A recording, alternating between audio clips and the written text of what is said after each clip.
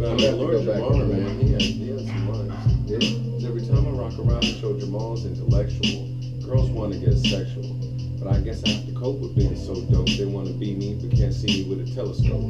You seek and search, but still you can't find. You're weak and it hurts to be deaf, dumb, and blind. The supreme mind, break you out of your paralysis. I grip the mic so tight, I get callous. And your analysis is that the Lord ripped rhymes in the shape with a mic cord. I do it good because I was positive, black man. Eating up suckers as if I was Pac-Man. Not a Dapper Dan because I stay casual. To rock like the J comes gradual. Yeah, he's nice. Right on. Hey, yo, shout out to Lord Jamar. Shout out to Lord Jamar. You know, too bad people probably only know him because of Vlad.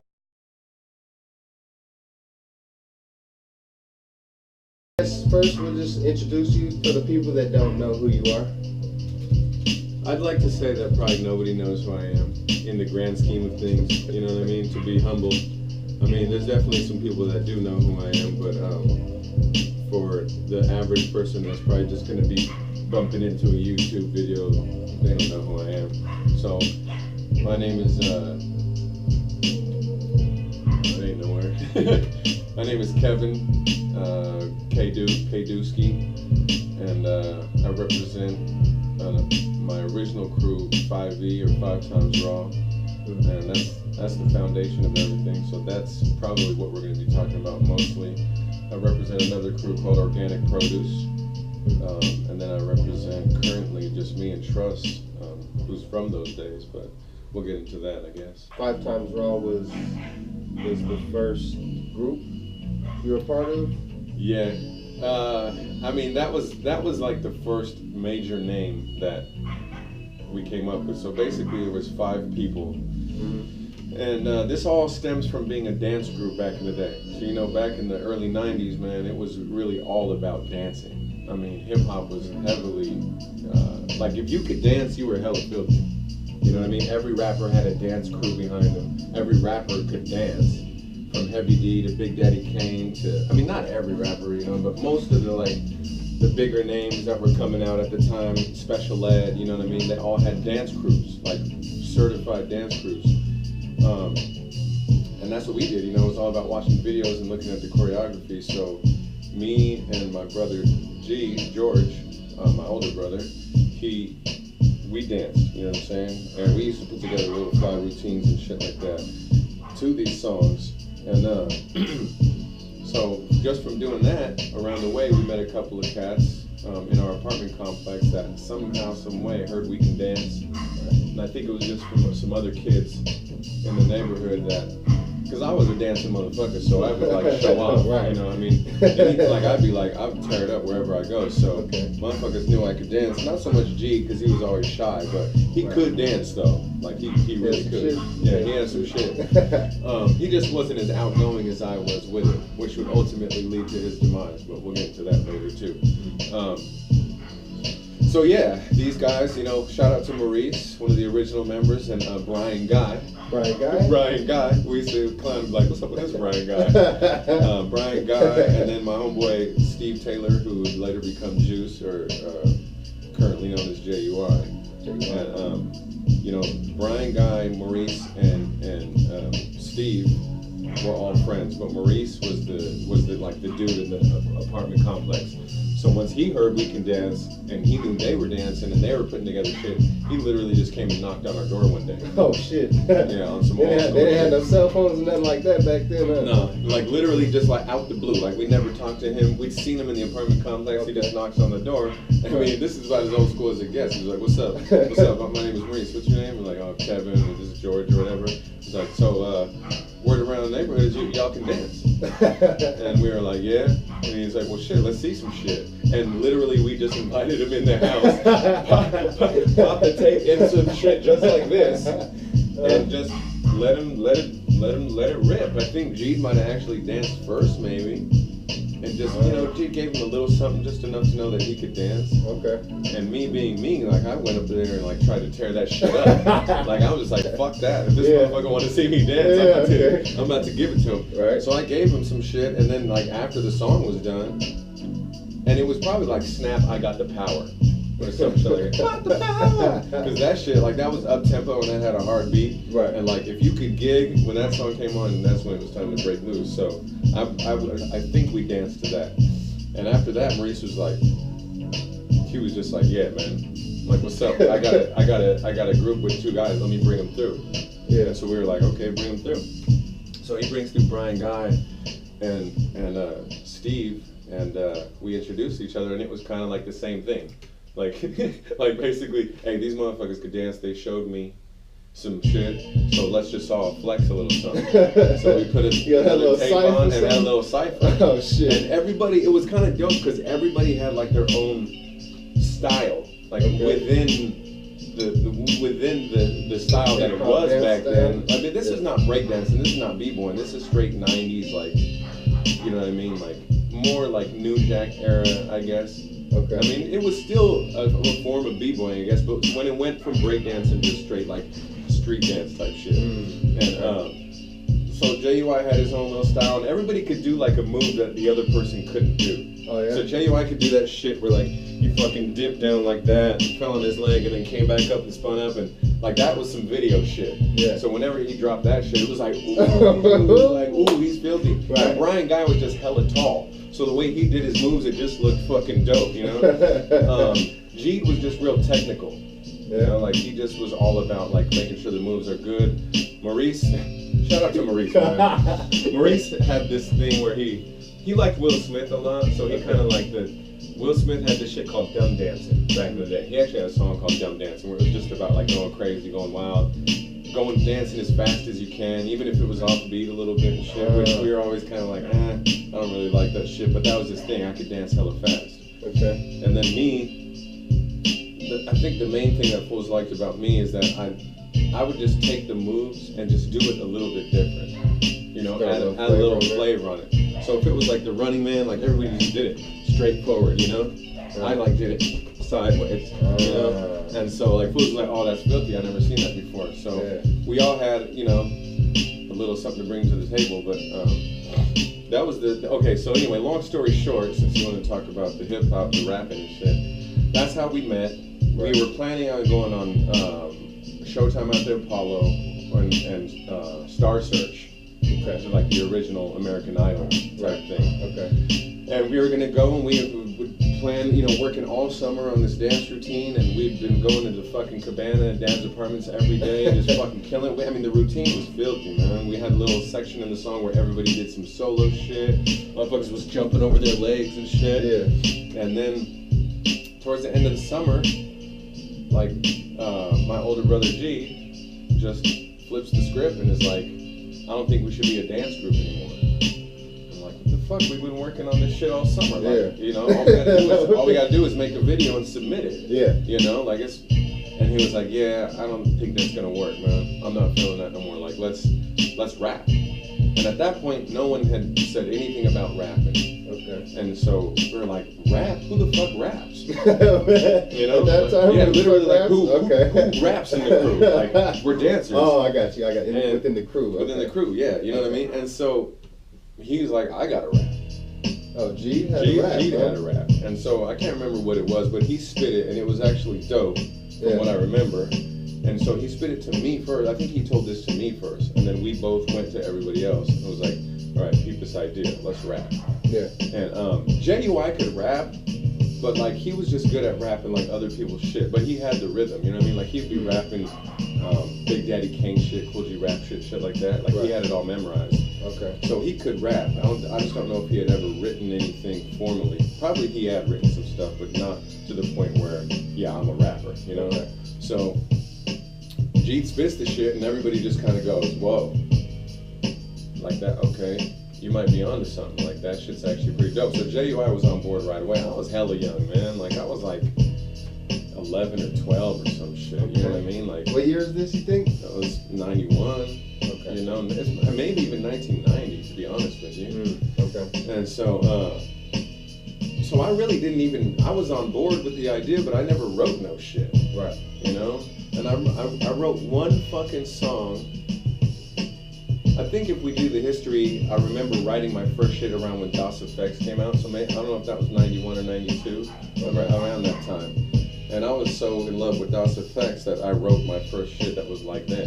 You know, so the rap was like, with the shoot dance and the loop my Cheerio. I'm the type of guy that you can call your freaking hero. When I'm on the mic, you know you can't call me your zero. And when I roll in the car, you know I kick it enough for Yarrow. And it was like just those 4 bars. Okay. And that was it. And then, but JUI, so basically, once the idea was in motion, G was on board, and those were the driving forces behind it. So at that point, Maurice came up with the first name of the group, which was The Foundation. The Foundation. Yeah, okay. And he gave everybody hella corny names. Again, shout out to Maurice, huge, him and Steve, huge WWF fans, wrestling fans. Okay. So basically the first vision of the group was on some wrestling shit. So I was, I think my name, I want to say there was one before it, but my name was Baby Mac. That's the name that Maurice gave me. Brian Guy was hella tall, so he was the Tower of Power. G was the Wizard. The Wizard? Yeah, because he's always been like the smart dude. Yeah. Steve, fuck, I can't remember his first name. I honestly can't. And then, what's his name? Maurice was MC Ricochet. MC Ricochet? Yeah. I still remember him. My name is MC Ricochet because I bounce right back. I'm like a bullet from a Uzi over 12 or a Mac. So, you know what I mean? Like, that was the beginning. And then after that, Brian was like, man, fuck the Foundation and fuck these names. They're kind of corny. I kept Baby Mac for a minute, but then Maurice changed to Rated R. I can't remember what Brian's name was. And that's when when Steve, whatever the fuck his name was, he chose the name for himself, Juice. Juice, okay. Which we all thought was super flies. But Brian Guy renamed the group Lyrical Soldiers. Okay. So SOULJAHS. And we rocked with that for a minute, you know what I mean? JUI was real strict on it, you know, he was the type of motherfucker to come up with all the song titles. Like, JUI would actually come up with a song title first and, like, draw these elaborate, as if it was a page out of the source and we were about to release a single, and be like, this is our next song type shit, you know what I mean?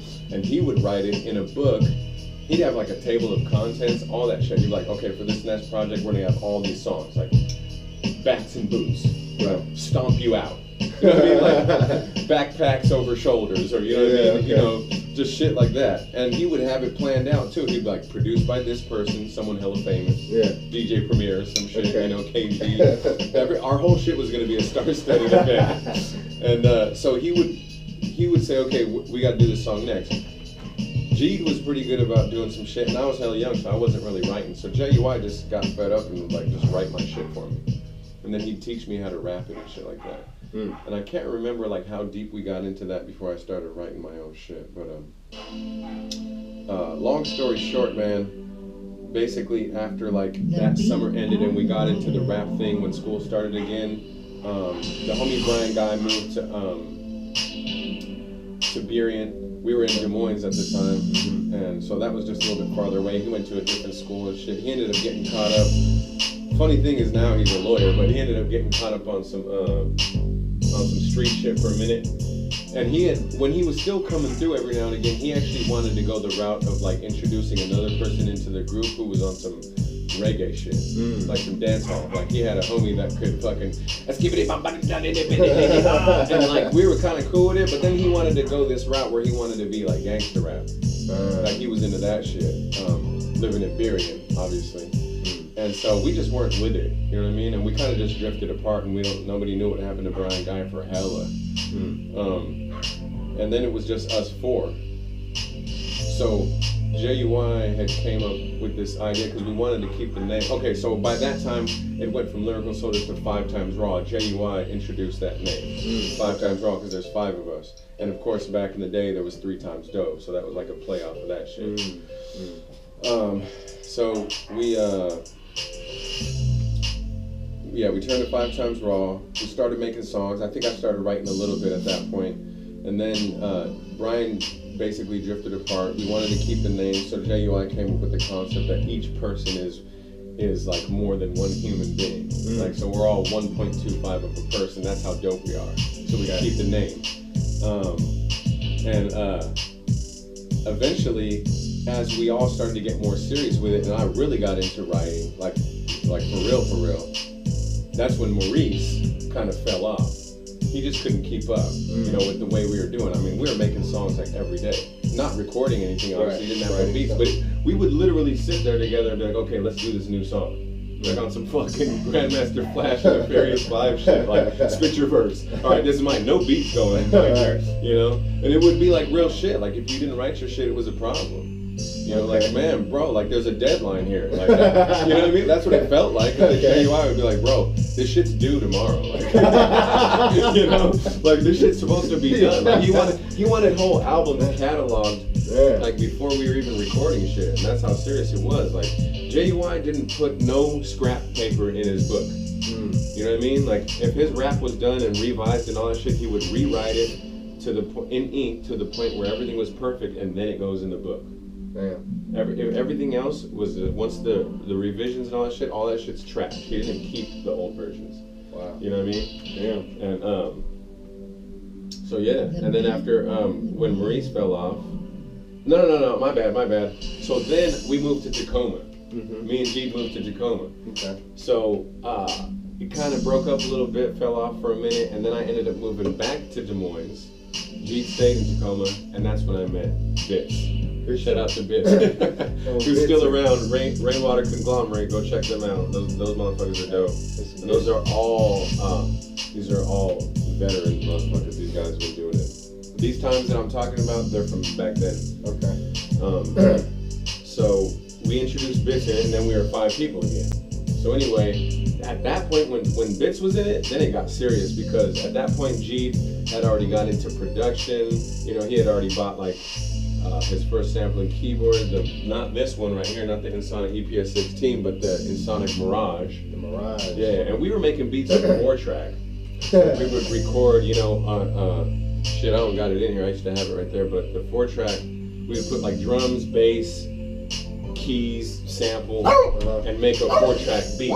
And then we could bounce everything to 1 track, and then have 3 tracks to record our vocals and shit. Okay. So we started to get real serious at that point. And at that point, like Maurice for real fell off. Like he wasn't writing shit, he wasn't doing nothing. So we had this idea to have him be our manager. You know what I mean? Like, well, shit, maybe you can get us shows, maybe you can. He was down with that. But it just never took off. He never did anything. And so on some cold-hearted shit, one day we all just decided to kick him out the group. You know what I mean? Shit. And Bits was already in the group at that point. I had introduced him to everybody, and he, you know, I'm skipping all types of shit, but in the meantime, in between time all this happened, Bits was heavily influenced by the movie Juice, and wanted to figure out some DJ shit. And so before he was in the group. So was Bitzer a rapper in the group first? No. So he wasn't like, I was fucking with Bits before he was in the group. Okay. And like the movie Juice made him want to figure out how to DJ. So I think he had like an old plastic turntable, some sound design shit, and he just started scratching it, you know. And but like it was like that kind of, it's like, it was like shock absorbent, so it was hella wobbly. Yeah. So this motherfucker, being the ingenuity type of cat he is, took wood glue and like squeezed it all in that area that was supposed to make it not skip, so that he can scratch it. And then he was like, okay, I need a mixer. I don't know what type of mixers those are, but I think he went to Radio Shack and just got a four input mixer. But it didn't have a crossfader. This is where it gets ill. So Bits, all ingenuity, man. Like, so all the, you know, on a regular mixer fader, they just up and down. Yeah. But he saw the DJs going like that. So he took the shit and just turned it that way so the volume goes up. So he started to teach himself how to scratch. So he'd call me over and shit, man, check this out, man. Yeah. Like, I think I could do this scratching shit. And like he had mics and like ways to record and shit. And so I started fucking around with him, you know, just recording freestyles. And you know, that turntable was a belt drive turntable, and once you let go of the fucking the record, it would be hella slow to start. So I think he had this record where somebody said something about when I'm on the mic. So his name is Mike. So he would scratch Mike, but it would be like Mike. But it was hella dumb because I never knew no DJ. So we were fucking around. Then one day I take everybody, introduce him to him, and I was like, yo man, I think, you know, we've always wanted to DJ. This motherfucker, he has equipment, you know what I'm saying? He got the spot, he can scratch. We showed him the scratches and it was on. We started fucking around. So put him in the group. Fast forward, Maurice ain't doing shit. We kicked him out. And then from 5 Times Raw, JUI used to always draw everything with a 5. It was all like, we praised the 5 like it was God or some shit. And so he would always put 5E because E is the 5th letter of the alphabet. And we decided that once like Maurice was gone, fuck the 5 Times Raw thing, we'll just do the 5E, which we thought was hella dope, you know. I think it was. I mean, it was 5-5. 5-5, yeah. And everybody thought it was like 5 elements. Yeah. That's what everybody thought it was. But when we did like, what is the E for? We were like, nothing. I said, well, why the E? It's like the E is the 5th letter of the alphabet. And they're like, oh, okay. So it's 5E. Yeah, just 5E. That's it. So, yeah, man, that's how that all fucking started. I kind of forgot where we were going. That was a long ass intro. Yeah. Well, let's talk about like Bitzer. He's already kind of scratching. When do you guys as 5E, as the group that this is the last group you guys were all together? Yeah. So what's the first, like, when you guys actually sat down and started making stuff as 5E, like putting it and recording it? I think shortly after like Bits, like once Bits upgraded and he started learning about more equipment, and we would go to his spot and, you know, we would record, and I think he had got like a better turntable, not quite a technique. He got really good equipment like shortly after that, honestly, because he was just fiending for the knowledge. And so I think that we were recording the people's instrumentals. So he had 2 turntables at that point, and he was like learning how to mix and do all that shit. But he had a gang of instrumental records. Okay. So I think that we had recorded a joint. Our first joint with Bits was called Go Off. And it was just something that we had slapped together real quick to like an LL Cool J. Eat 'em up, L. Something like that. But it was that instrumental, and Bits was scratching on the chorus, and like, it was all live, you know, just passing the mic. And fucking JUI, we had no chorus, so JUI just goes, and again, these motherfuckers are wrestler cats, right? Yeah. So they have this shit in the back of their mind, like how wrestlers get down. So JUI just goes, time to go off on people. Time to go off on people. Go off. Ah! And we were like, yeah, that's fucking dope. And we all spit some shit, and it ended up, and I think at that point it was like, okay, yeah, let's do this shit. So we did a whole bunch of shit like that. Hey, real quick.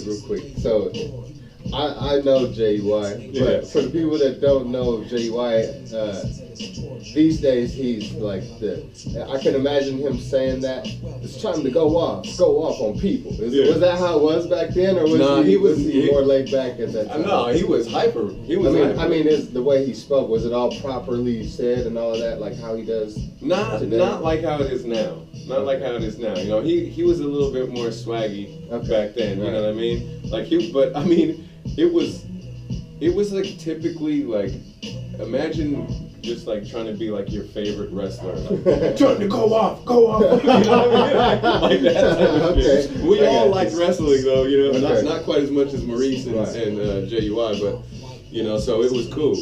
And so we, like I said, we did a whole bunch of that, and then maybe a little bit later, you know what I mean, before we really got into recording, I think it was Maurice. Yeah, because Maurice hadn't left the group yet. So Maurice had saw a flyer at Safeway or some shit that was like, record a 1-song demo for $100, like start to finish. And the dude was from Des Moines, like literally right down the street from where JUI lived.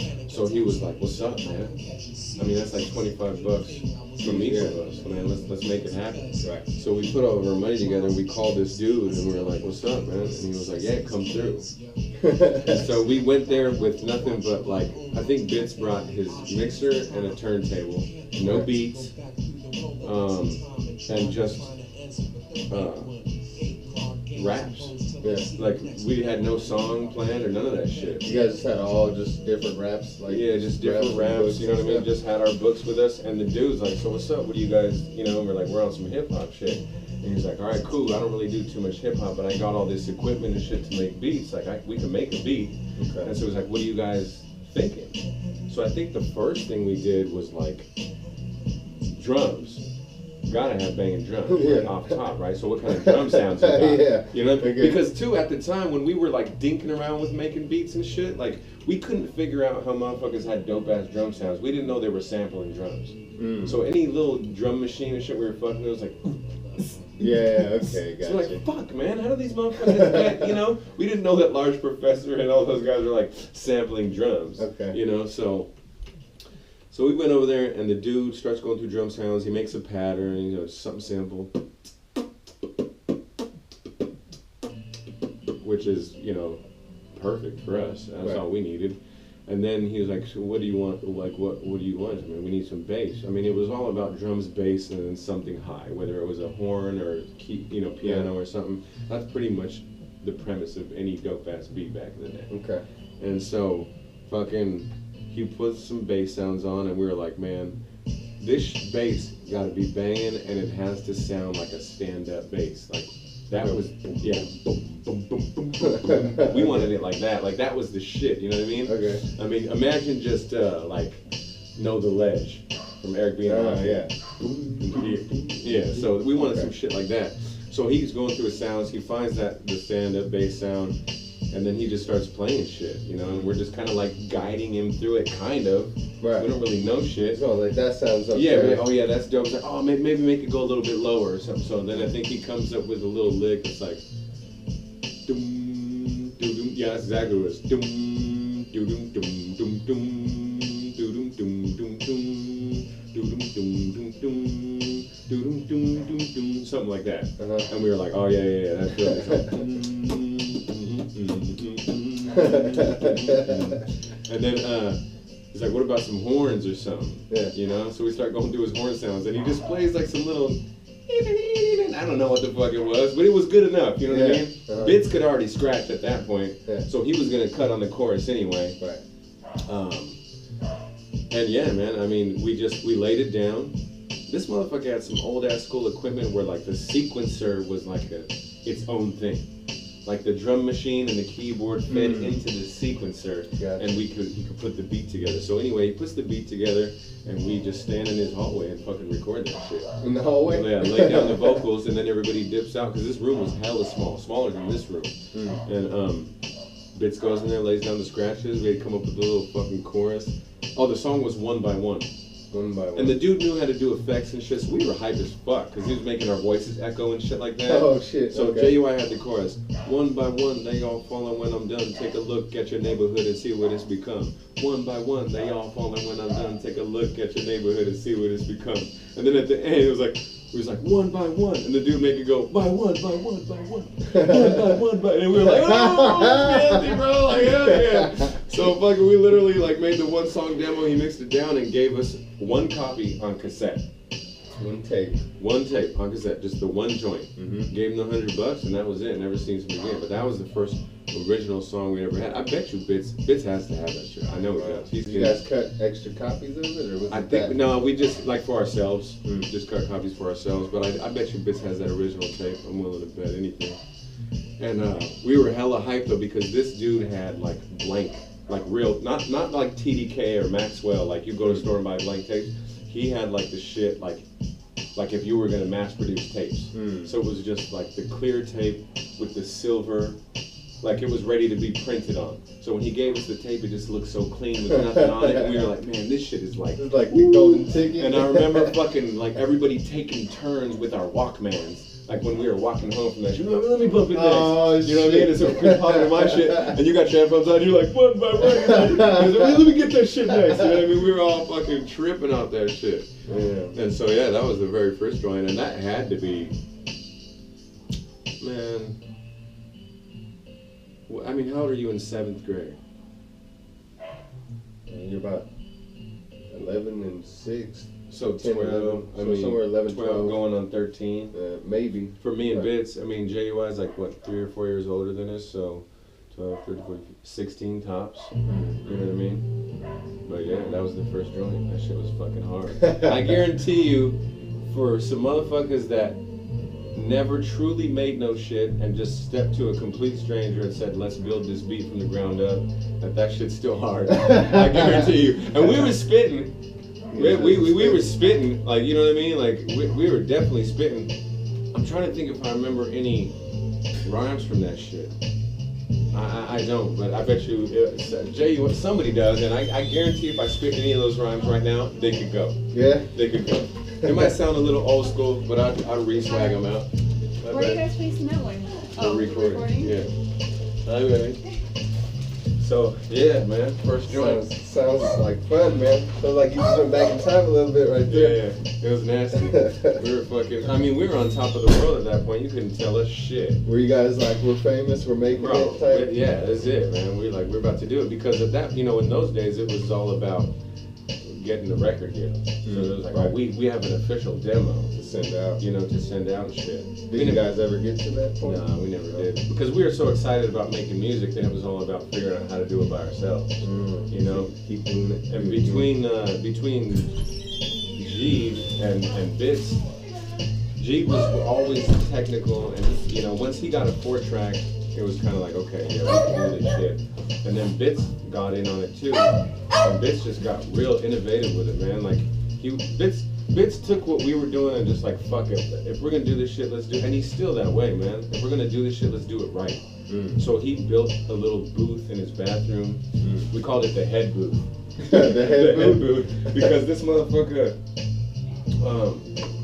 he had these closets in his bathroom. So the way his bathroom worked, it was like it had the sink right here, and then you walk into a room and there was a shitter and a closet right in front of you, and then there was another door that went to like a shower and another sink and then the other room. It was like a 2-bedroom joint. Okay. So there was a shared bathroom essentially. Oh, gotcha. There was only one shitter, and but what he did was he took that closet that had like bi-folding doors, Right. you know, and it just had fat ass shelves. So what he did was he built a little mic stand where you could put the mic in there, and he put pillows all around it. It was a big ass shelf though, you know what I mean, like that wide and like that tall. Yeah. So he put pillows all around the shit, Right. and you can kind of close the doors on you a little bit. And he put like a little lamp in there, like a big ass seashell lamp. So like if you wanted to put your lyrics up and look at you could. Got you. And then like he basically, man, if we want this shit to sound like airtight, take those pillows and wrap them around your face. Shout out to fucking JY, Trust, On Cue, fucking man, everybody who been up in there, Freeze, you know what I'm saying? Freeze's brother, SO back in the day, Conquest, Devious, man, everybody went up in there because that shit sounded clean. Yeah. I mean, for just a regular Shure SM50 mic, which is a stage performance mic, Right. and a 4-track, I mean, it sounded fucking clean. The vocals were clean as fuck. I remember people listening to that shit and going, where do you guys record at? It was like, oh, this is just at the house. Like, oh, what are you recording on? Like a 4-track, like a taped 4-track? Like, how do you get it to sound so good? And that was Bits' ingenuity of just being like, man, we could do this shit. That shit'll be soundproof in there if only your head's in it. Yeah, you know? I got you. So yeah, that was dope. So once we started doing that, we really started laying down some joints, man. Some nice joints. So at what point do people start hearing your guys' stuff besides just you? At what point does you guys actually put it out? Get something out there? Yeah. Shit, Or man. was it a performance? Was it a tape that you guys put out? Was it like we got this show that was our first? How did that come about? Shit, first show. First really time getting it out, man. I mean, if I might be fucked off right now, but my first recollection. That beer's getting to you? Yeah. My first recollection of, I think it was pretty much for us, you know. I mean, we would rap for anybody and everybody, you know. But back in the day, like being able to rap was a big ass deal. You know what I mean? So if you could, it was like, well, let me hear you, and then we would rap, and motherfuckers would be like, ooh. So people had already known about you guys, just haven't heard. Just around the way, you know what I mean? Right. And then I think it was when JUI moved from Des Moines to Renton, and he started going to Renton High School. And that's when he met Freeze. And Freeze was part of the, you know, shout out to Down Since Day One. Not your guys' Down Since Day One. Shout out to them too, but right. Shout out. Down Since Day One. And these motherfuckers were definitely more advanced than us. You know what I mean? They already had like. And they were like part of the fucking scene. Okay. You know what I mean? And that was the big thing. Like, these motherfuckers were part of you know, they knew everybody. They knew Tribal Productions. They knew Blind Council. They knew, you know, all the who's who, the John Moores, the Word Sayers, the DJ Kamikazes, the fucking DVS or DV1s. Like, they knew all them motherfuckers. So they weren't like as involved in the scene maybe as those guys, but all those motherfuckers knew each other from growing up in the CD and in Seattle and Renton and all that shit, you know, South Seattle, Rainier Beach type shit. Right. So once JUI hooked up with Jeremiah and played him some of our shit, he was like, oh, these dudes are nice. Why don't you invite your boys to come through? And that's the cool thing about those guys, man. Back in those days, these motherfuckers had their own house. You know, like in high school. In high school, and I think it was because maybe like fucking DJ Ozrock, or nowadays Rockfella. Shout out to DJ Ozrock. I think he's a little bit older. Freeze's older brother was a little bit older, but maybe not fucking 18, 19, 20 top. I don't fucking know. Right. We were just mad young, and so JUI brings us over there, and they got a fucking house. Like, whose house is this? Oh, this is our house. They got fucking, their whole dining room and kitchen is nothing but equipment.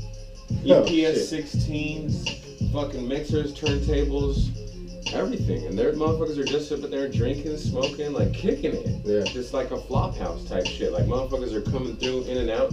That's where we met everybody, man. That's where we met Reese G. That's where we met, another story we can go back to is fucking Jake One pulled up there one day. You know, y'all know who Jake One is. Let's talk about that. No, we'll save that one for later. Save that one for later. But put it in the pocket here. But yeah, so I think that was the main thing. So we didn't have no outlets or nothing like that to get the music to get the music out there and do performances. Oh wait, I'm tripping. You know what might have been before that? What's that? We were avid listeners of any radio show that was hip hop. Okay. And Bits especially. He did whatever it took to get any fucking radio station back in the day. So he found KGRG Rap Attack. Shout out to fucking DJ Crush.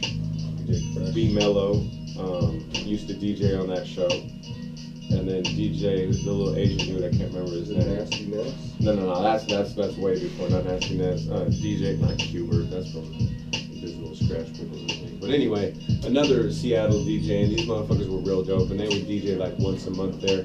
But Bits would call in all the time. I mean, this is a local. Right, they broadcasted out of Auburn at Green River Community College, so they didn't have a big broadcast. Right. But Bits would fucking, you know, put shit all over the room. We'd be holding it and shit, because it'd be like a Friday night and shit, and I'd be spending the night at his house. I'm like, put it over there, and it would come in, and we'd be like, hell yeah. And these motherfuckers would be playing like all the dopest shit. But Bits called in so much that he just developed a relationship with a lot of these cats. Right. So he would be like, and he would always win shit.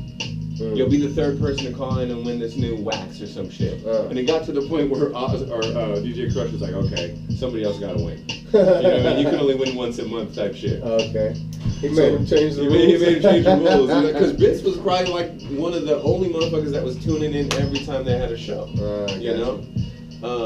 And so he developed a relationship. So I think maybe before we hooked up with, you know, Down Since Day One and got some plugs through them, that we probably had some radio play on the station because of Bits' relationship with DJ Crush. And then he would call, you know.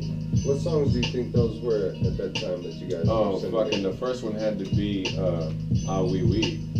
Ah Wee Wee. I can't remember. I don't think that song ever truly had a name. It's just that he scratched that Greg Nice from Dewick.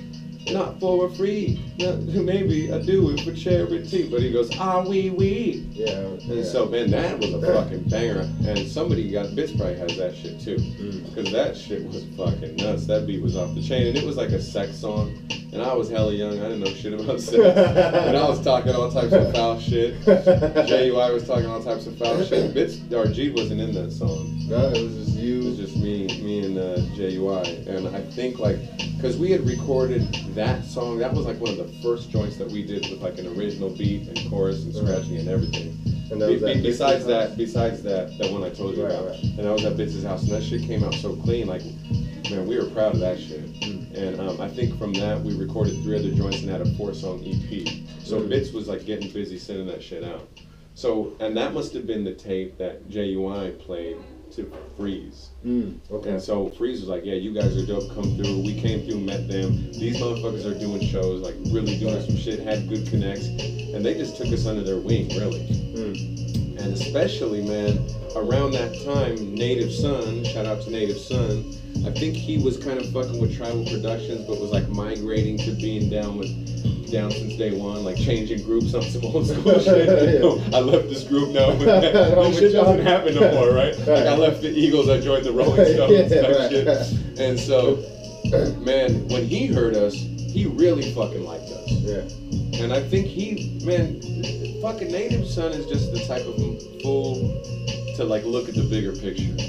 So when he saw what we were doing and seeing that it came from, you know, for lack of knowledge, mostly, you know, a bunch of little white kids, it is what it looked like a lot of times, because it was me, G, Bits, and then JUI at that time, you know what I mean? So, I mean, they could have assumed that, well, maybe he's Hispanic or whatever, but whatever, you know what I mean? Yeah. Just for lack of better knowledge, it just looked. Yeah. Back then, it wasn't a gang of other races doing hip hop. You know, well, there wasn't probably that many races in Washington. I don't know. There was. I mean, it's always been pretty diverse, but just like it was really.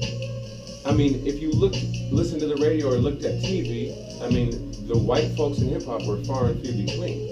I mean, you had Third Base. Yeah. You know what I mean? And then you had, you know, Vanilla Ice and shit, but that was a joke. Like that quickly turned into a novelty. Right. I think at that point, like, Third Base was like maybe the most dopest, like, serious shit you could think of. And then some other people started coming out that started to gain respect and shit.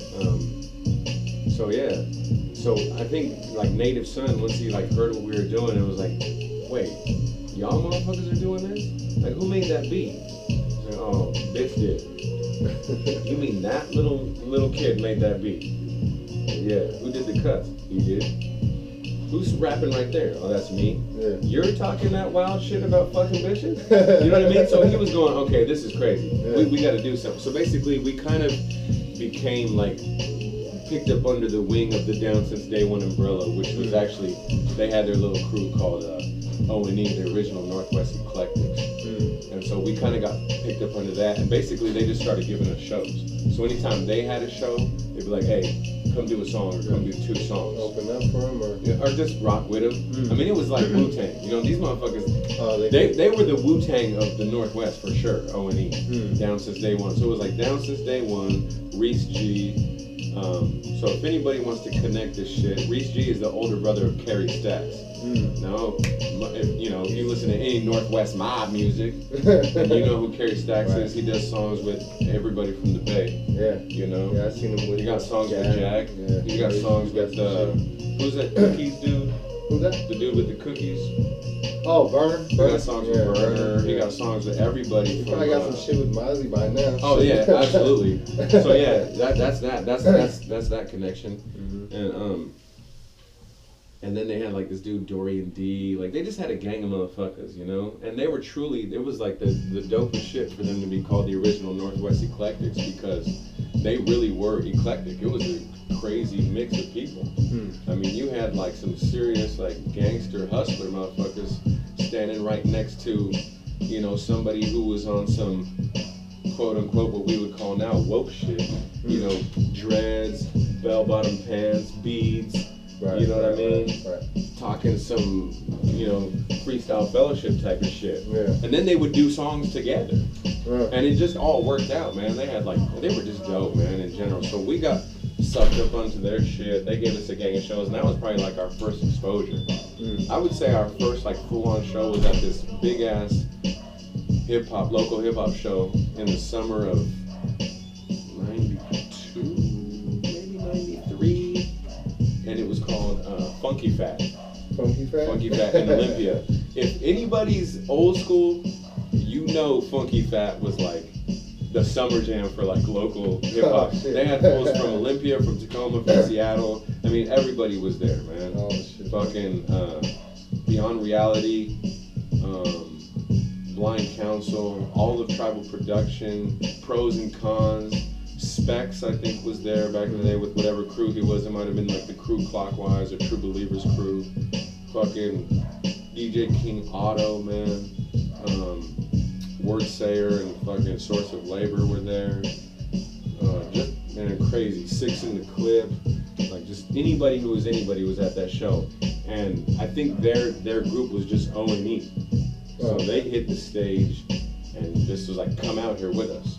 And then we'll just let you guys rock. We might have only did that one song, Ah Wee Wee, to be honest with you. Oh yeah. Yeah. Okay. How'd they take it? Man, they love that shit. Yeah. Yeah, hell yeah. I mean, because, and the thing was, is because, you know, we were so hype, and those motherfuckers loved us. Like down since day one. You know, they knew that song. Oh, okay. Like, they knew that fucking song. They loved that song. So when we went out there to perform it, they kind of like, hey, this is our boys, 5E, they're about to do a joint for you guys. So we step on stage, and it's kind of like, who are these cats? And then the beat kicks in, we start going, and they're just, you know what I mean? Like, they're going crazy. Ozrock is like ripping off his shirt. He's like, he knows all the lyrics. They all know all the lyrics. They're backing us up. And that shit is just crazy, man. Like, we, you know, we knew all of our shit because we used to practice our shit all the time. But to have, like, a big-ass group of people who we really weren't that close with yet, to know our shit and just be like, yeah, fuck that. Like, get the fuck Were they out. on the stage with you? On the stage with us. Shit. On the stage with us, man. So that, man, shout out to fucking DVS, Freeze, SO, and DJ Ozrock and Native Son, because I think if it wasn't for those guys, we wouldn't have had none of that exposure. I mean, Bits was real good at networking.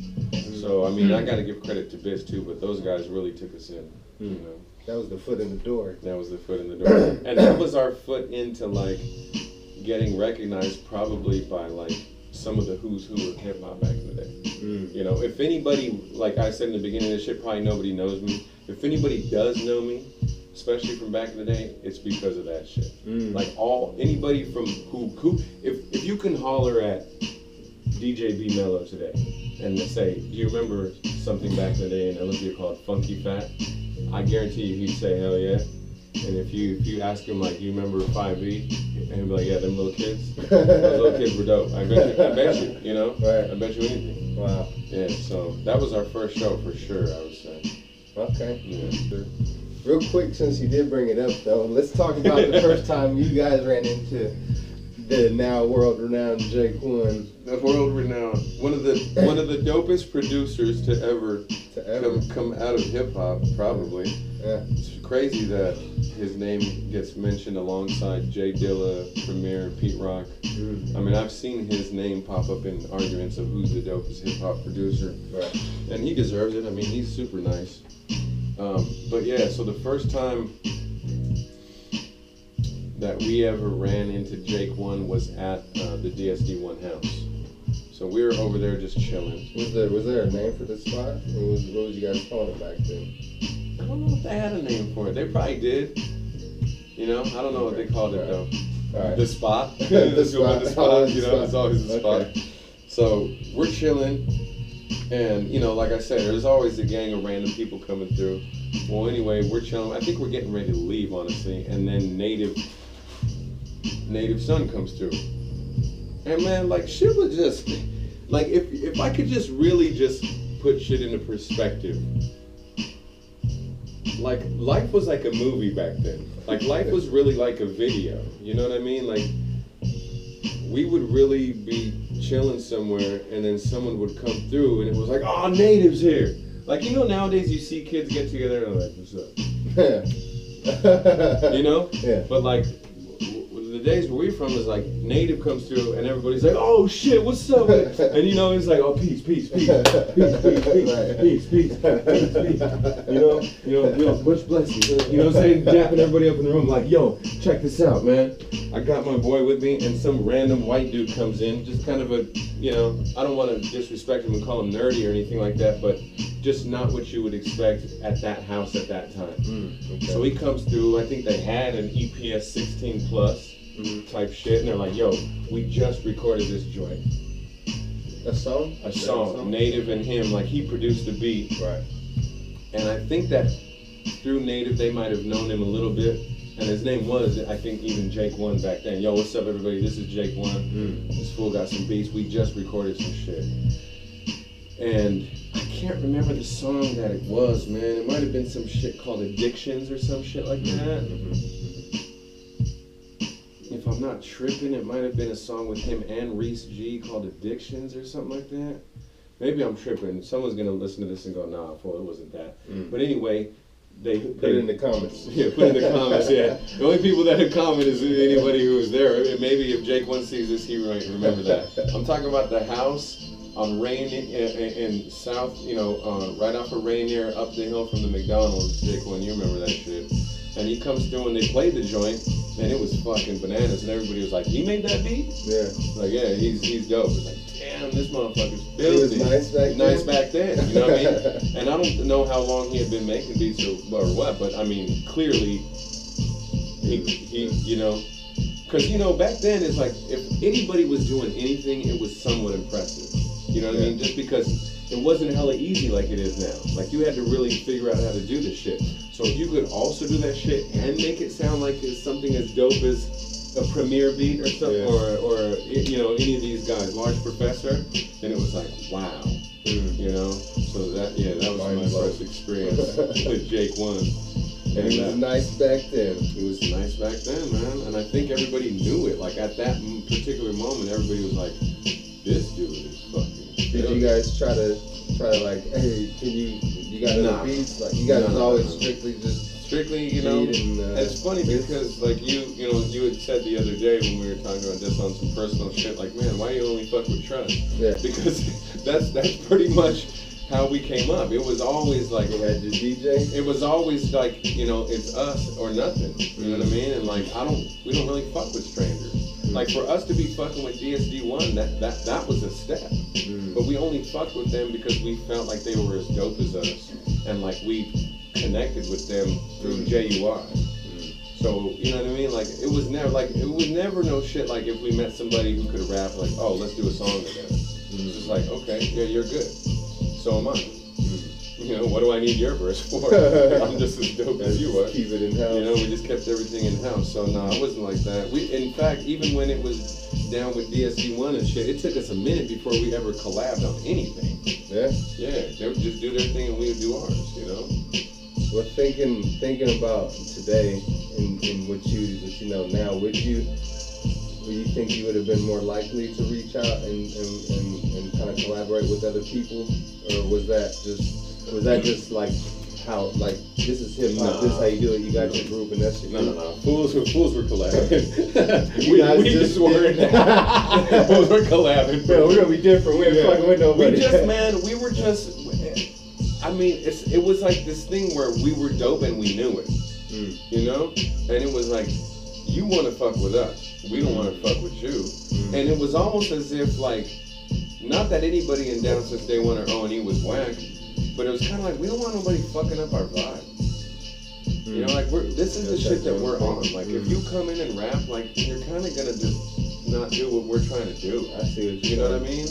And like, I don't really. Because you guys had, like you said, JUI this is how this shit is gonna be. So you guys kind of came up around, this is how we structure a song. This is how it is. And if somebody comes in and doesn't know the structure, what you guys are doing, I see what you're saying. Yeah. Okay. And we just really felt like we were the best. I mean, to be honest with you, we really did. I mean, yeah, so to answer your question, in hindsight, yeah, we hella should have collabed more. Bits got more into the collab side, as we grew, and, that's how we met Trust and all them cats. But even still, like, when that shit was happening, I remember having conversations like, why are you fucking with this person? Like, we're already a crew. Like, what do you need? You know what I mean? Like, you want to make more songs? Just let me know. Why do you need a verse from him? There was a conversation that happened like that. So yeah, in hindsight, man, we should have done way more collabing, because at that point, the shit that we were exposed to, shit, we probably could have hooked up with all those guys. Tribal Productions, Vitamin D, B-Self, Sinsamila, the Jake One, probably. I mean, we could have had a Jake One beat back in the day. But at the same time, like, everything was so battle orientated. So it was like, you got a beat, I gotta fucking do it. You know what I mean? Like, was Bitzer hanging with Jake Wynn at that time, or was Jake Wynn blowing? No, yeah, man, yeah. I mean, not that I had heard a whole arsenal of Jake Wynn beats, but just if my memory serves me correct, that beat would have blown anything we'd ever had away. Damn. But we were probably haters. And we're like, this shit ain't that nice. Like, our shit's way different. Hey, bitch. You know, but the other thing about us too was that like Seattle had a really mellow vibe, you know, and it was dope. Like in hindsight, it was absolutely dope. But you know, no disrespect to any of those guys; those are all the gods, man. And we really were heavily influenced by those guys, and really hold them dear to our heart. But I don't mean this as disrespect, because this is the young me talking. At that point, like we wanted to be like Onyx. You know, we wanted to be like Raw Breed. We wanted to be like fucking MOP. Yeah. Like that's the shit we love. Yeah. You know what I mean? We like Naughty by Nature, and I ain't talking about like fucking OPP, like their hardcore shit, like Yoke the Joker. You know what I mean? Like fucking, like, you know. And I'm not saying I was as dope as fucking, you know, Tretch, but that's the shit that we like. Yeah. So we really tried to make fucking hardcore shit, rugged shit. Yeah. You know, that was really what we did. Bits started to bring that pretty element into it, and it was like pretty with some rugged ass drums, and then top shit. You know, JUI was always rapping about beating people up and like dressing in all black and like, you know what I mean? There was always some shit with JUI, you know what I mean? I'll terminate you like Schwarzenegger, the lyrical coordinate, you know what I mean? Like, but even shit went way before that. Like, JUI was like the driving force behind what we did. If it wasn't for JUI, we probably wouldn't even though Jeed was the one who set it off originally, Jeed loved the way out shit. He loved the shit that was really like, you had to think about it. He loved Dell, the Funky on the Set. He loved hieroglyphics. He loved Freestyle Fellowship. He loved the Far Side. You know, he loved just shit that was a little bit, you know, trends of culture on the East Coast. You know what I mean? Like, yeah, so I think that we just weren't on what everybody else was on in Seattle at the time. So we weren't really interested in collaborating with them because we didn't want anybody to come in and make the shit sound soft. You know? Yeah. Yeah. So, but yeah, we should have definitely hooked up with Fools. Yeah. Yeah, but we didn't. Was it always like Seattle and Tacoma was two different worlds, or was it like if he was down in Seattle, cats knew about you in Tacoma, vice versa? Or was it like kind of today it's like Seattle versus Tacoma, or kind of, you know? Yeah, it's weird, huh? That shit is still that way, and it was definitely that way back Was then. it? Shit. Yeah. So would you guys consider that you guys were part of that Seattle or the Tacoma scene?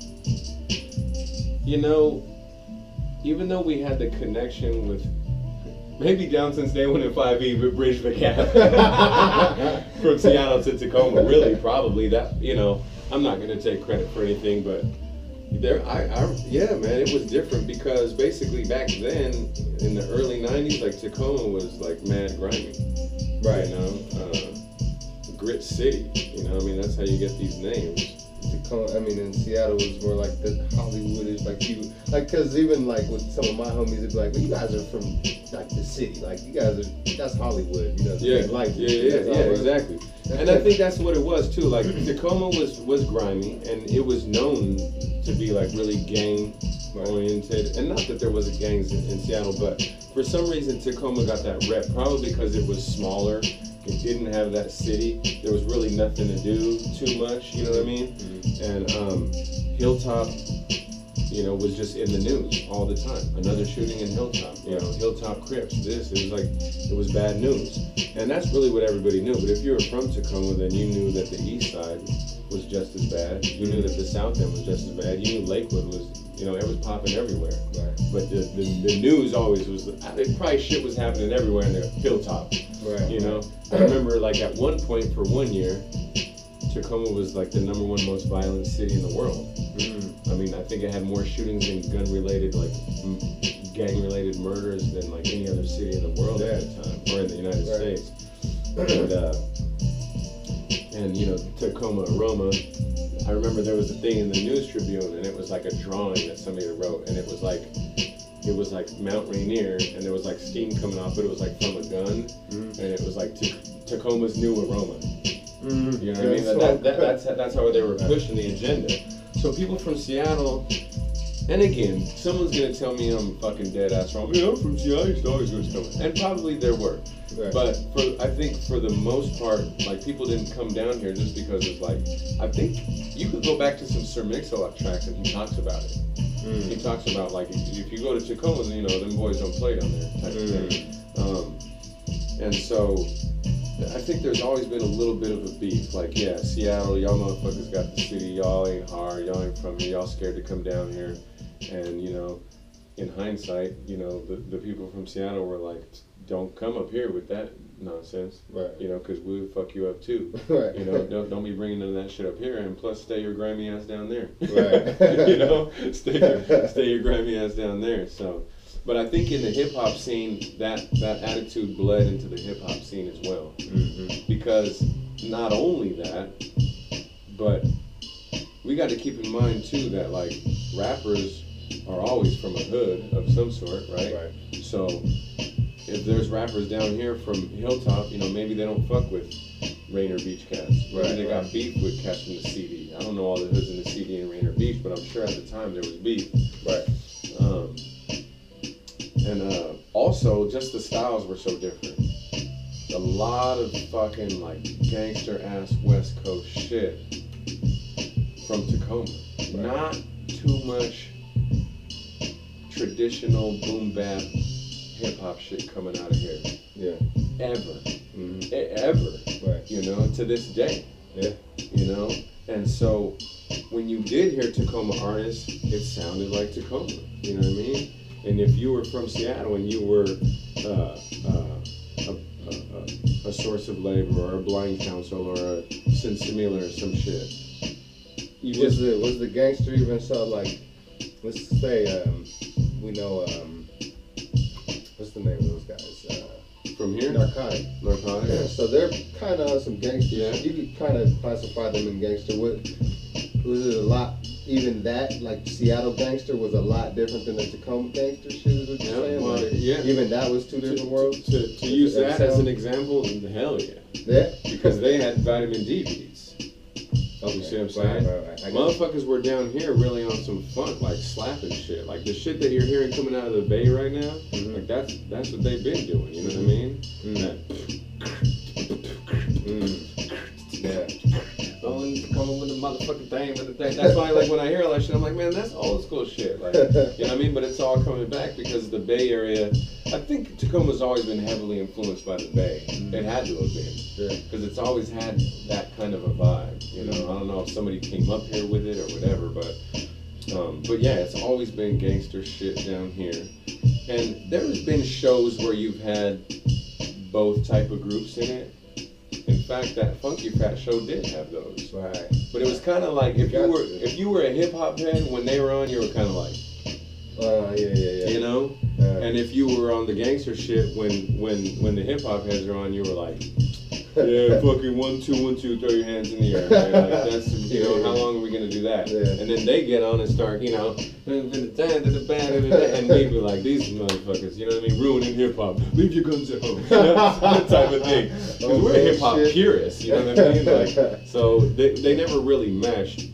And it wasn't until way later that I think things started to lighten up, you know?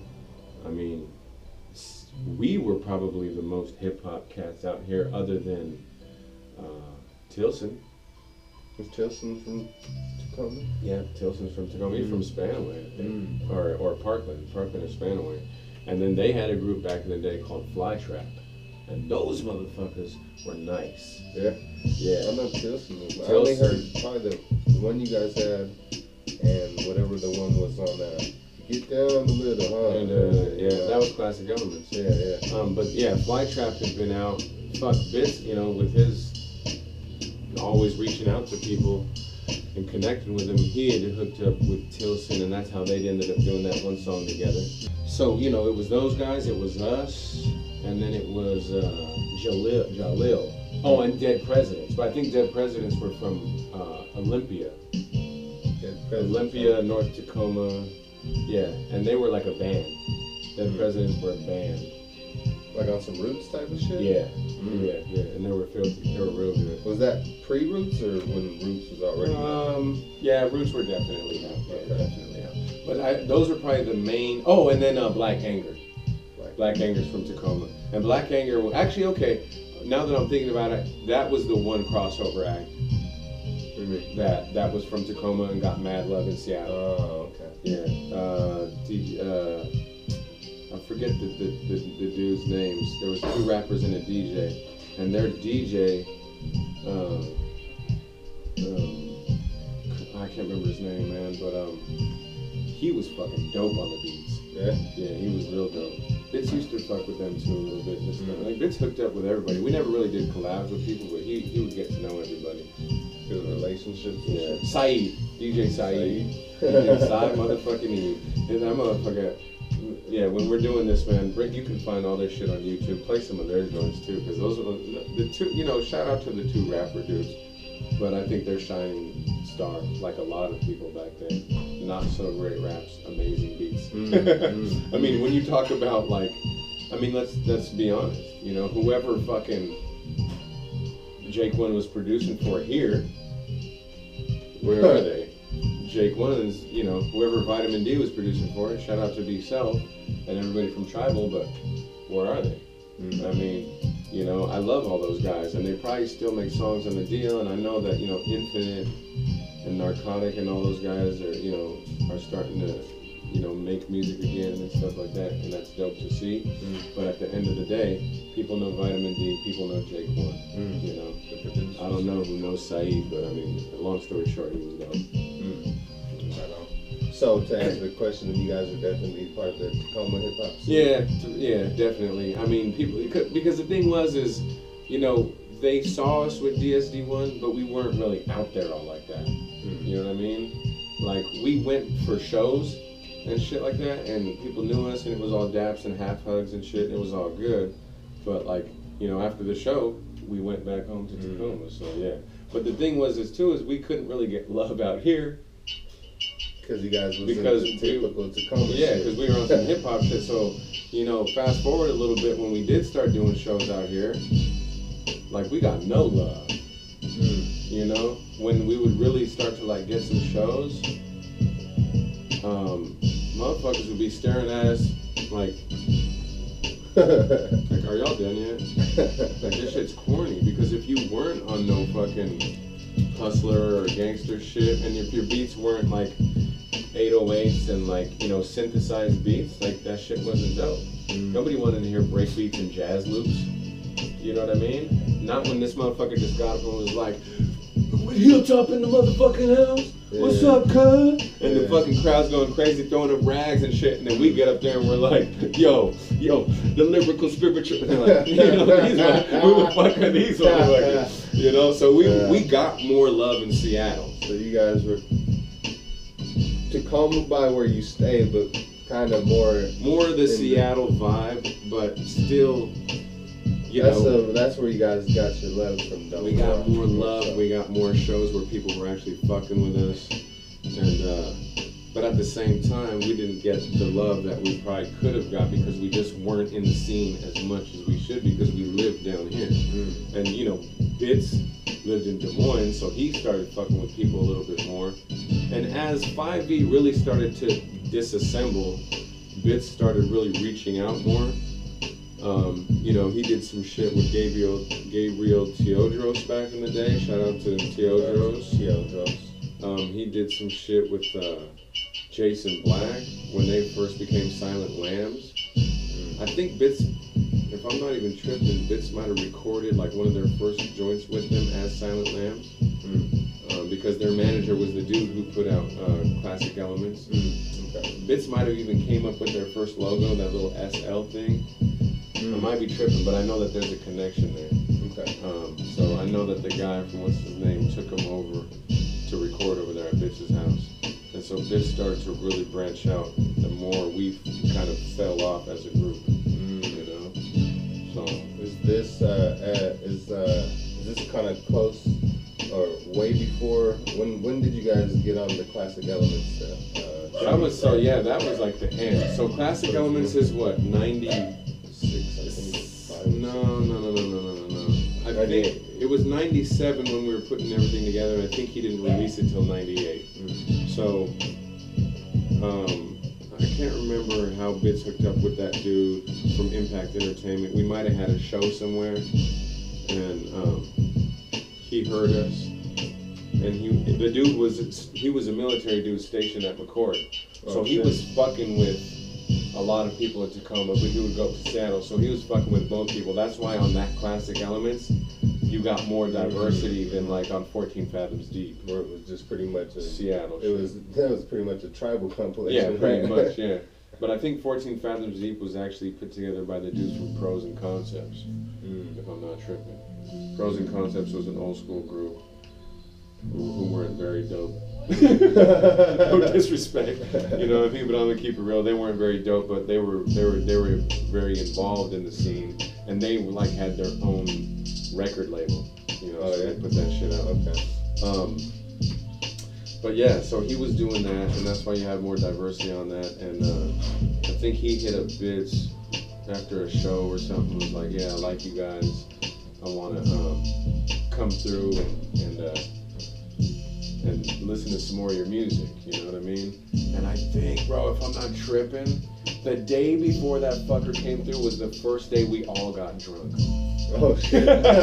So when he came through, we were all mad hungover. So I think at that point, JUI had just turned 21. And that's crazy to think that back then JUI was 21. So JUI, because he's the oldest. Yeah. JUI first turned 21, yeah, and so we were like, man, as soon as you turn 21, we're getting alcohol. Yeah. So he goes, you know, we all come to kick it. This is when G, I think he even just had Imani, my older brother, and so they had that little spot over there on Pacific Avenue, and JUI bought. We just go to the store and buy some shit. You guys didn't know at that time. Fucking just buy some shit, you know what I mean? So he buys 2 40s of Lucky Lager.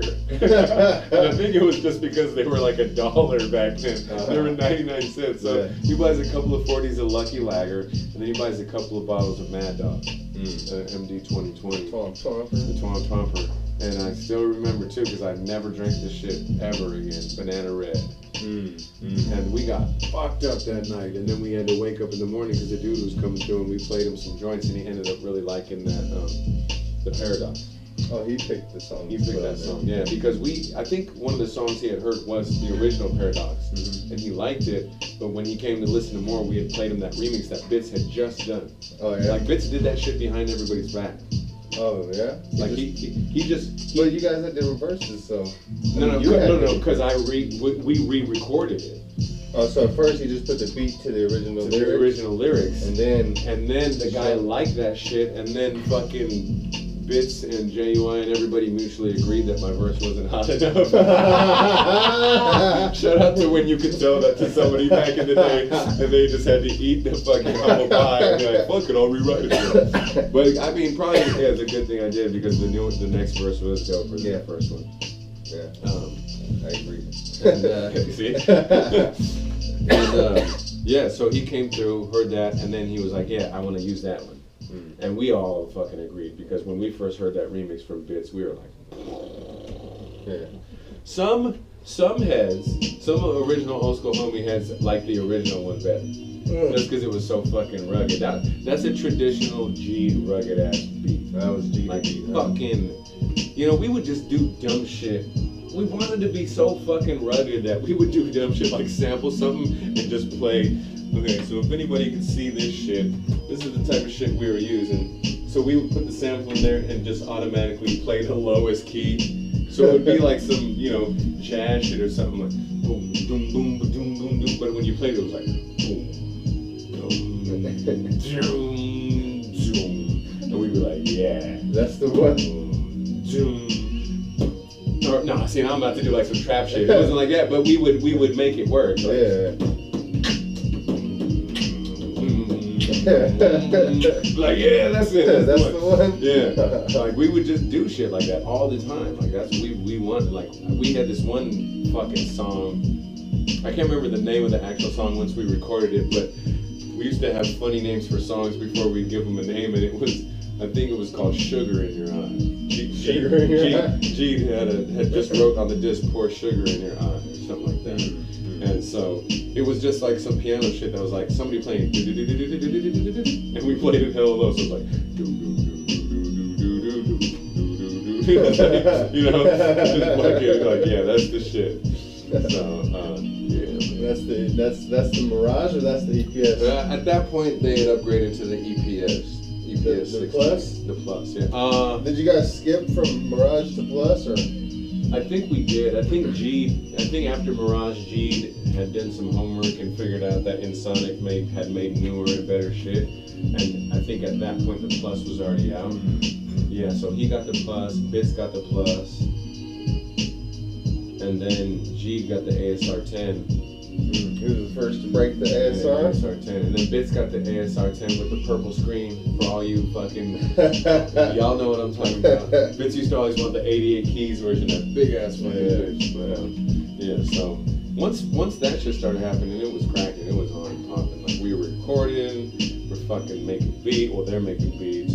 I still don't make beats, you know what I mean? Everybody that I knew from back in the day ended up making beats. I'm the only one that never made beats. You know, I just wanted to be as dope as I could be On the rap shit. So yeah, man. All right, let's go back a little bit and let's talk about like when you. So originally, I know, but you guys are not from Washington, right? You guys are. No, me and G, my older brother, are from California, but we moved up here in '87. So I'm 7 years old, G's 10. You know what I mean? So, I mean, we're pretty much from here, you know, but we're not from here. So I don't know, maybe just from that too, like, gave us a different, because Bits is from California too, and he came up when he was like 12, and by the time we started making shit, he's only 13, 14, so he's only like 2 years removed from Cali. Yeah. I mean, I'm what, 8, 9, 10, 11, 12, I'm 5 years removed from Cali at the time, so maybe that gave us a little bit of a different swag, you know what I mean? Even though none of our shit sounded anything West Coast at all. Right. You guys are on some East. But you know, it's really interesting, man, because just to go off topic for a second, you know, we kind of denounced, besides the major players, the NWAs, King T, we didn't really fuck with anything that was gangster rap, any West Coast shit. Like, we just didn't like that shit, like, at all. We didn't like the synthesized beats. We didn't like the funk samples. Even though in hindsight, Eric Sherman was flipping those same samples, but he was just doing them like in a different format, I guess. We really didn't even fucking care about any West Coast shit until like the Far Side came out. And well, Freestyle Fellowship first. It's like the same as Freestyle Fellowship is AC Alone, Micah 9, Self Jupiter, and I can't remember the other dude's name. But it's more of like a collective, man. And what was their Project Blowed? When Project Blowed started putting out a lot of music and Freestyle Fellowship, and then the Far Side came out, and I can't remember who came out first, Far Side or Souls of Mischief, but it was all around the same time. Freestyle Fellowship definitely first, though, for all you fucking true heads out there that are going to try to call me out. Freestyle Fellowship was definitely first. So once those guys dropped and we found out they were from the West Coast, like LA, we're like, oh man, hey, we're from LA too. Because I used to front and tell people I was from New York. I used to fucking lie hella cold. Because I didn't want to be associated with any of that shit. And then once those cats came out, we're like, oh, okay, there are people on the West Coast that are making some more, you know, doper shit other than that, you know? More lyrical, more sample-based beats type of thing. Freestyle Fellowship also, man, is the first group to really flip a syncopated and double time pattern too. If anybody knows anything, they had a joint, Project Blow and Freestyle Fellowship had a joint called Take Our Style Back. Y'all know what it is. All right, so maybe this question you won't have much to say about because we kind of already touched on it a little bit. But when you guys got here and started getting into the kind of culture, the hip hop, even the dancing, and then earlier in the rapping, like, was there any local names that you could think of that you guys were? I mean, even that you could think of, whether you liked them or not, was there any kind of local stuff going on that you can remember, even later on once you guys actually dove into the scene? Before any of that shit, before we made a crew of dancing, I mean, we've been dancing for a minute. You know what I mean? Like, I was dancing in like fourth grade. I would say I really got deep into dancing. You know, rocking the hammer pants, the turtlenecks, the polka dots, Kwame, all that shit. And I was really deep into dancing. And Jeed used to sneak me into his dances because he's older than me, but I was always hella tall. So Jeed would sneak me into his dances, like his 7th and 8th grade dances, and those motherfuckers would be lit, bro. Yeah. Like, motherfuckers was really gigging, like, you know. And I don't know what the fuck. They seem like, I mean, I hear about like my kids' dances, and they're like, yeah, they keep the lights on. Like, you know, nobody really dances. They just be playing the wall. You know what I mean? But like, I remember up in there, motherfuckers was like geared up, like fucking the airbrushed overalls, like it was starting to get down, you know what I mean? And like fools was really dancing, and that's what my shit was. So there really wasn't any like hip hop that I could remember, you know what I mean? And probably just because I was so young, because I know there's hella old school people from Seattle. I mean, shit, you probably gotta interview Specs One, really. I would say interview Specs, man, because he's, you know, no offense to Specs, but he's OG in the game, and I think he comes from like, I would say, if I'm not tripping, he might even be late 70s hip hop from Seattle. Yeah, he would probably have all the good stories about all that shit. But for me, the first local shit I remember is just Sir Mix-a-Lot. Sir Mix-a-Lot and Kid Sensation. Was that already once they had become what they are, or was this like early before I that? mean, I remember Posse on Broadway dropping. You know? But it was like MTV drop. Yeah. Okay. It was or not MTV, but BET for sure. Right. Okay.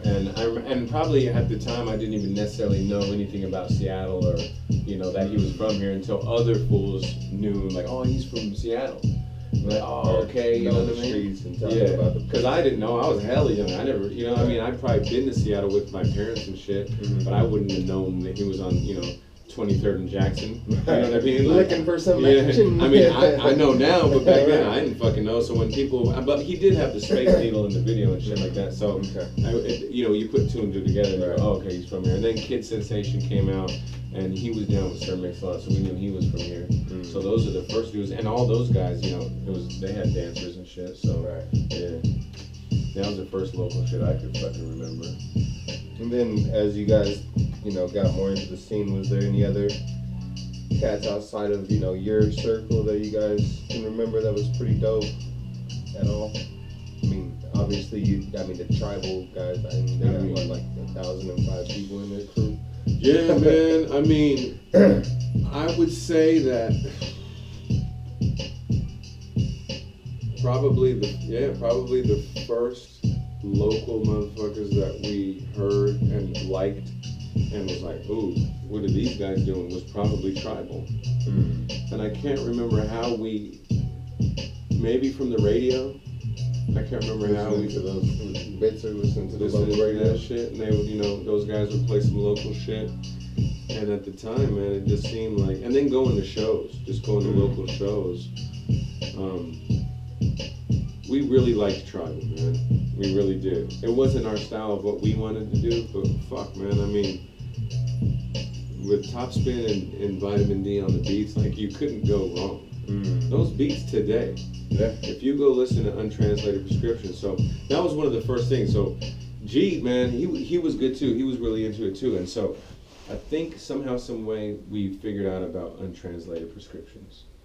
And G was like, we gotta go get that shit. These fools are from here. And I think we drove to the CD to Oh, I should ask Sabrina. She would know the name of this record store. It might have been Little Record Mart. If it might have been Little Record Mart. If CD Cats, correct me if I'm wrong. But that shit was like on 23rd and Cherry. And we drove way the fuck up there in Jeep's Beater, praying that it wouldn't fucking break down. But it might have been all of us. JY, Bits, me, and G drove up there, and we picked up that shit and bumped it, and was like, man, this shit's fucking filthy. Yeah. You know, this shit's fucking hella dope, man. These dudes are dope. And then come to find out, they were doing an album release party, and they did two of them, one in Seattle, one in Tacoma, on South Tacoma Way. I don't even know what spot it was on South Tacoma Way though. So the story goes, we're gonna go to the record release party or the cassette tape release party, and you know I didn't know there was an age limit, so I'm tagging along. I'm like 14 or some shit, 13, and we get there and they're checking IDs, and fucking I can't get in. Fuck, man, what the fuck we gonna do? And it wasn't like Sadat said, if the crew don't get in, then the X makes an exit. Nah, they dropped my bitch out. They dropped my bitch ass out, and it went smooth the fuck back there. And I stood and I stayed home, and I was heated, man. I didn't get to see that shit. But they came back. They had, you know, I think they might have JY bought another tape or some shit like that, and popped it in the deck, played it.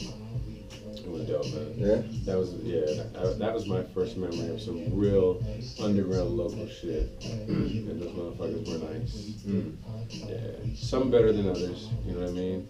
But, you know, I mean, all in all those dudes were dope, you know what I mean? Yeah.